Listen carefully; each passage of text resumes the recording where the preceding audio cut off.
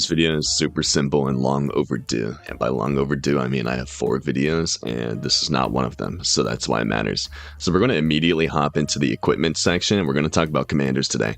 And really the whole purpose of this video, I know I've done this in the last video where I say the whole purpose of this video, but I really want to get it out of the way so you understand what you're listening to, what you're going into. I'm just going to talk about some of the commanders I'm using and some of the commanders you should consider using as well in Goodgame Empire. And what this means is, there's a ton of different strategies within the game. Creating a one-size-fits-all character or commander, just a PvP commander is not enough in this game. You need more than that. And I hope this video teaches you a little bit about that.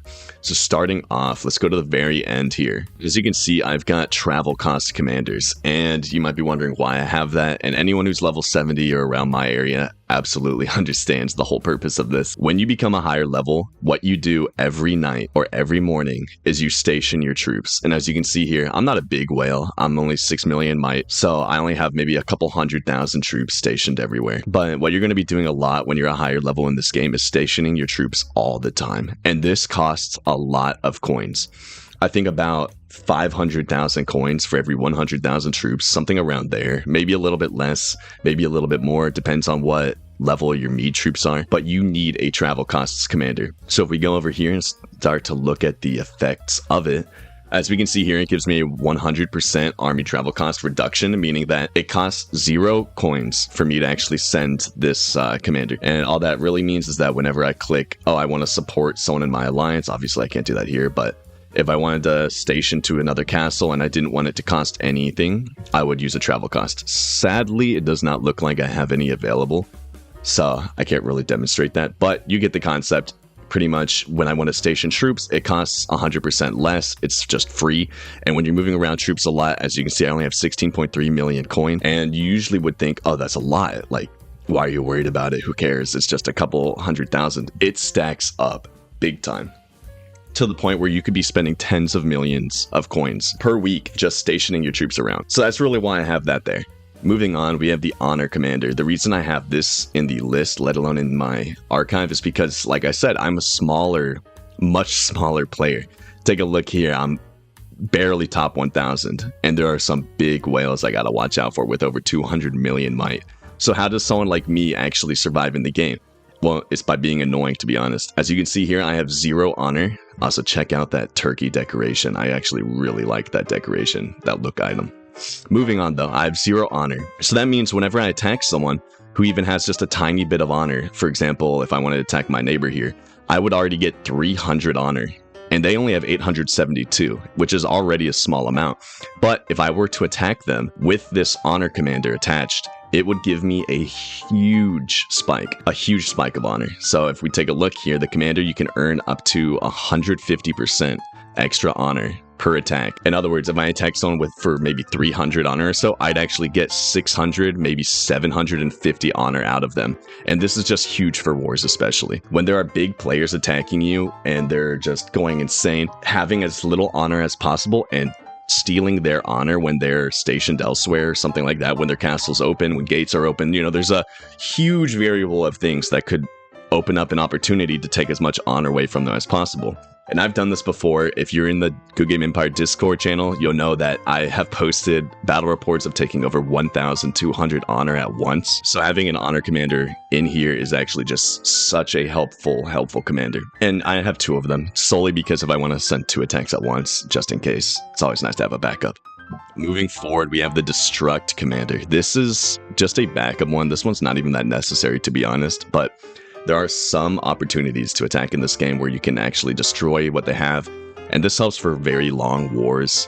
If someone has level 30 granaries and their entire castle's already on fire, you could just send a couple of these Destruct Commanders and possibly destroy one of their granaries, which is a huge resource loss for that player. So I always like to keep just an extra backup little Destruct Commander here. It's not that useful, to be honest, but I just keep it just to keep it.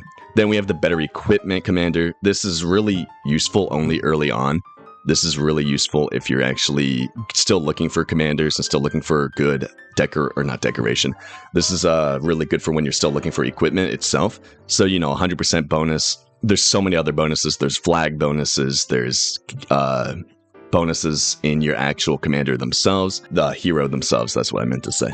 So overall, this is just to help you build faster. Then we have the sniper ones. These really aren't built out, and you'll understand why in a moment, but if we take a look at their effects, you can get supported by 753 Shield Maiden in the Courtyard attack. This is super helpful, especially if you're sniping people, because what you're going to do is you're going to send 32 wolves that you can get from the Nomad shop, and let's go scroll down to them. So dire wolves, these are the fastest in the game. They have 100 travel speed, which is higher than anything. If someone has a open flank, meaning that they have no troops on the front or the side, notice how I do, even though all my troops are birded, I still absolutely guard each side. But what you're looking for is you're looking for people who don't have troops here or don't have troops here, and you would send 32 wolves, 32 of those dire wolves I mentioned, and you would send them right here. Obviously there wouldn't be any troops, and what that does is that rushes a ton, 752 or so Shield Maiden that are Mead troops to the Courtyard, and you can just demolish people, slowly chip away at their troops with practically invisible troops. They just come out of nowhere, you know?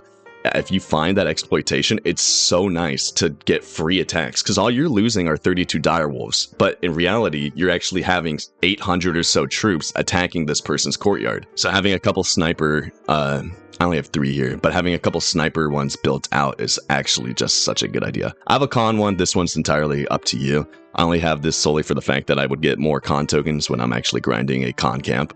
Then we have another travel cost. Keep moving over. As you can see here, as I go through each commander, I have just a variety of random glory commanders, and that's because glory events are always nice to have a bunch of commanders. I definitely have way more than I need, but it does give me a nice sizable chunk of glory. I think I get around 114, 136, maybe 180. Maybe let's say this is like 180% bonus or 160% bonus for glory attacks. Definitely need a couple of these. If you see a commander or a hero that says plus percentage of glory earned while attacking, always keep them. Might as well equip them. No harm in having a lot of them. And then we move into the last one. Super obvious PvP. I've got a variety of different names. Not that original. Goat, PvP, PvP. These are just really standard. None of them are too standoutish. And if you take a look, even my best one's not that good. And that's because I haven't spent that much money recently on the game. I've been kind of waiting around looking for a good deal. Something maybe like a update to the affluence wheel would incentivize me to spend money again. But with how the deals have been recently, it's just been kind of harder to feel pushed to actually spend money on the game. So I'm standing by, kind of just waiting. Actually, that's a really good deal, solely because you 20 affluence tickets for 10,000 is not bad whatsoever. I might actually make a purchase randomly. See, look at that. And then this one's 1 ticket. Hold on. We might do a purchase live. Okay, 19,000. I'm low on rubies right now, but we're going to purchase this one, that's for sure.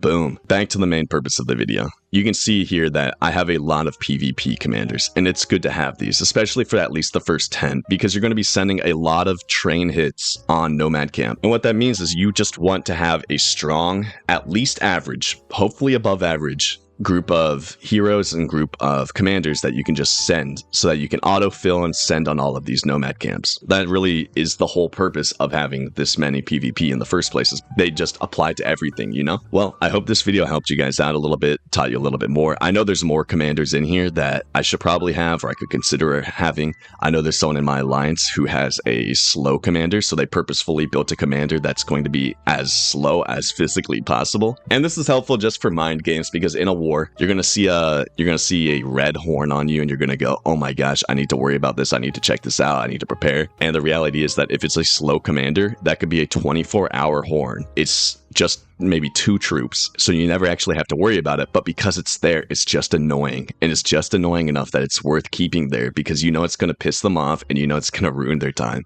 I hope you guys took something away from this. If you have any recommendations for other commanders I should have, feel free to let me know in the comments. And please consider subscribing. We're at 300 views on my last video as of 3 or 4 days ago now. And I'm super grateful for the recent support. So it feels good making these videos, and I hope I can teach you guys some more stuff. Have a good one.